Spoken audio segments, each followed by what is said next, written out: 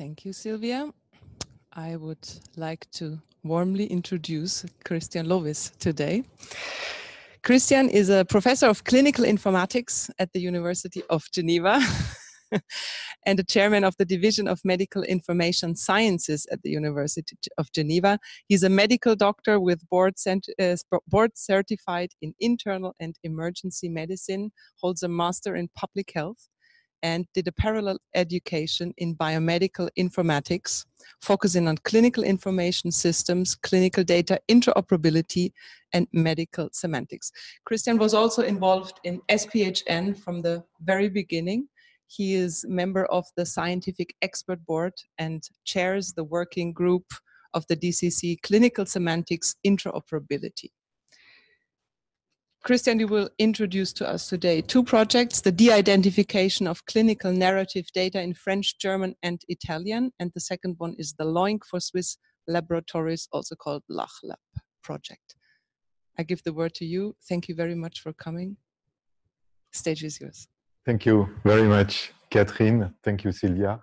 Thank you, everybody, for attending the presentation, which is the LOINC for Swiss laboratories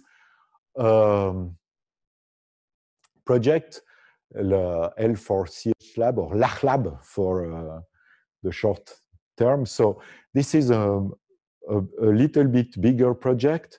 It involves many hospitals in the Romandie, Geneva universities, Hugues, Geneva hospitals, so all the hospitals of Geneva State, the public hospitals, the CHUV, the public hospitals of Wallis and Fribourg, and the Swiss-German part with the Inselspital group, so that together it's a large, regroups a large number of laboratories and population. And in this project, we tried to address the problem of how to encode, to start at least encoding the laboratories so that we can, the analysis made by laboratories, so that we can start to exchange these. So first of all, we started with LOINC. LOINC is a way to encode stuff in medicine, not only lab, but stuff, I say, because there is a large number of things that can be encoded using LOINC. I will let you see all what can be encoded. It has been developed by the Regenstrief Institute. But among all these things, there is a large part of it which is devoted to lab. And it is known to be one of the best way to choose in order to make lab interoperable. It's widely used in the world, not so in Switzerland. So what is a LOINC code? It's not just a code, it's a 6-dimensional information which is based on a substance that will be analyzed, such as blood or urine or something like that, some properties, some time in which it has been made, the specimen, like the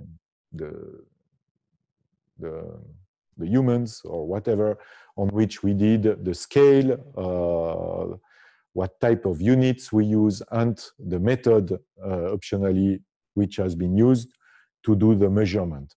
So as you can see here already, this is not just something that is defining a result, it's defining a process which is going from the pre-analytical to the analytical phase.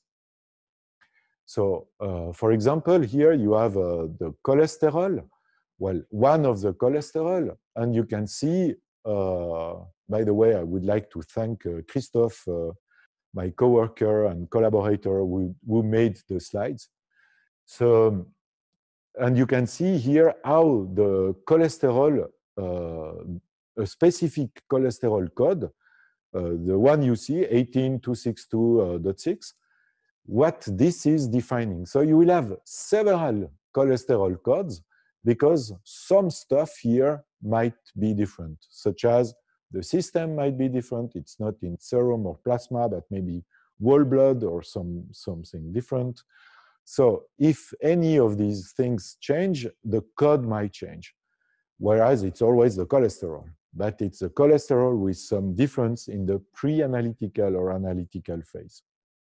It's very important to understand that, because it explains why it's not so easy to have one analysis and one code for this analysis.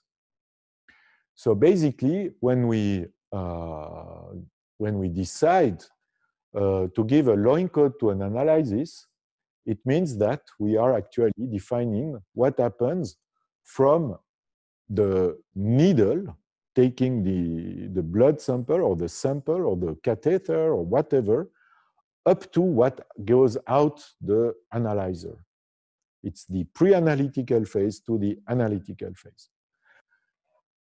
And there are many different things coming here into account. For example, if you take blood sugar, the red cells, they will eat the blood in the tube, so that if you do nothing, you just put blood in a tube and you wait, the blood sugar you measure, it will decrease, and it will decrease about 10% per hour between the time you take the blood and the time you measure the blood sugar. So usually the people, they will put something into the blood in order to block this reaction, which is a glycolysis, that allows the red cells to eat, to consume the sugar.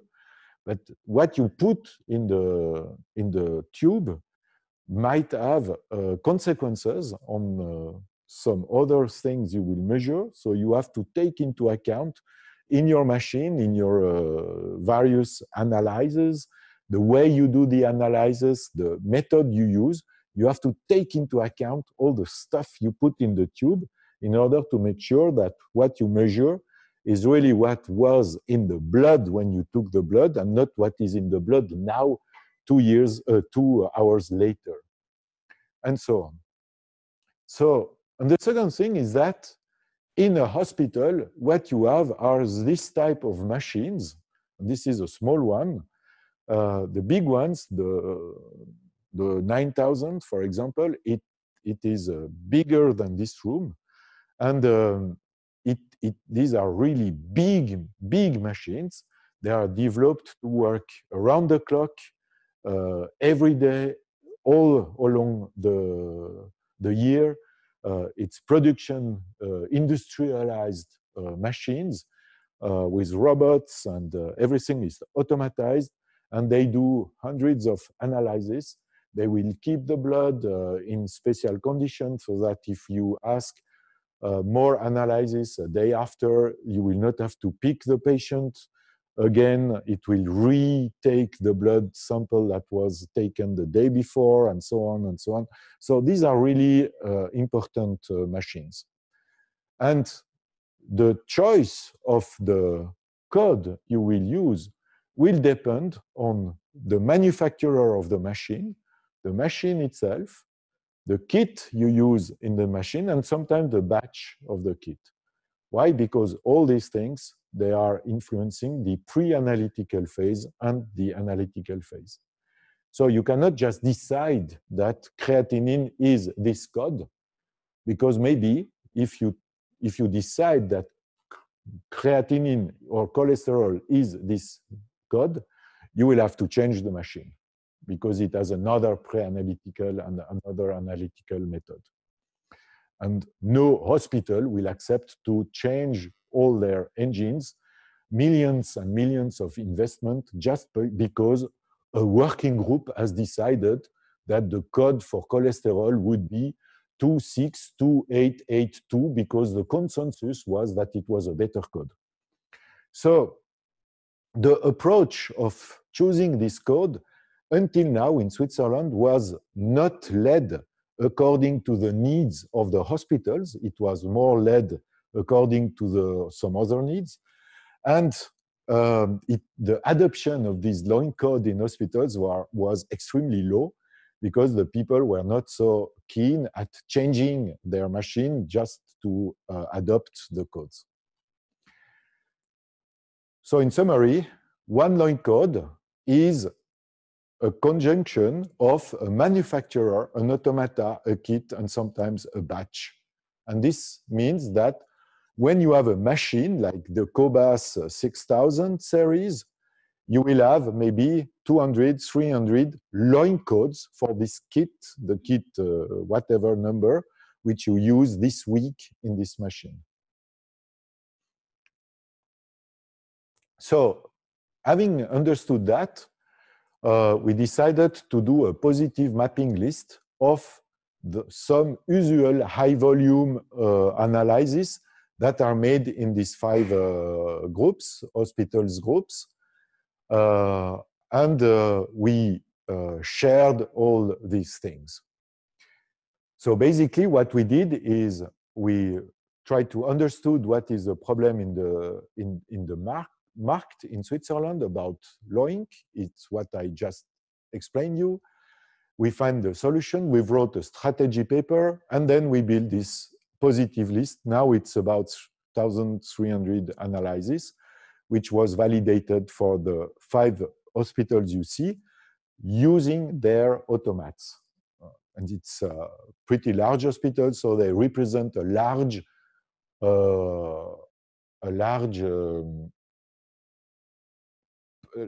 I would say, possibilities of usual automats and manufacturer used in Switzerland. So this is the strategy. And these are the 8 points of the strategy. The idea is to say that LOINC is important as a language, but not having, what is not important is having a unique code for an analysis. Because as I just told you, an analysis will not have a unique code. It will have a code according to which manufacturer, which automat, which kit, which batch eventually you use. So for every type of analysis, like cholesterol, like blood sugar, like ASAT, ALAT, whatever, there might be more than one code, according to which machine you have, which kit you use, and so on. So basically, we have to enforce the classification rather than a specific code for a specific analysis. So I will not go all through all these things, but well, we did this strategy with a time frame of adopting this. Today we are in line with the date. We have done this mapping. And the good thing is that this mapping has now been endorsed not only by us at SPHN, but also by the FIMH, which is the Laboratory Medicine Scientific Association. It's like the FMH, but it's for the lab medicine in Switzerland, which means that it's now really, it gets really into a very official way to do it and to use it in Switzerland. So I could click on it and open the file to show you and everything, which I can do so that you will see it works. And me too, I'm not sure. Oh, no, it will not work because it's not my computer. So I will not test it. I will not show you. It will not work.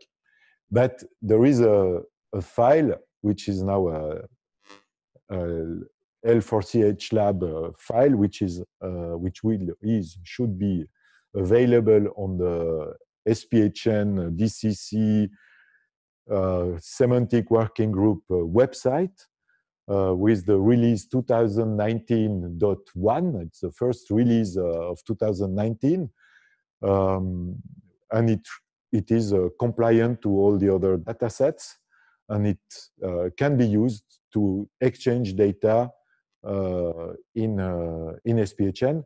It has also been presented to EL Suisse, and it will be progressively used for the EL Suisse lab exchanges.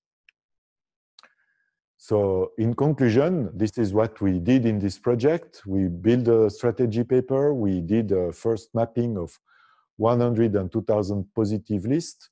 It has become SPHN and FIMH official sources. And yes, we have been asked by the German Medical Informatics Initiative and the FDA for both the strategy paper and the positive list. And both the German Medical Informatics and the FDA are actually in the process of discussing on how they could adopt this strategy to promote LOINC in the US and in Germany. Voilà, I think it's all, and I can answer to your questions.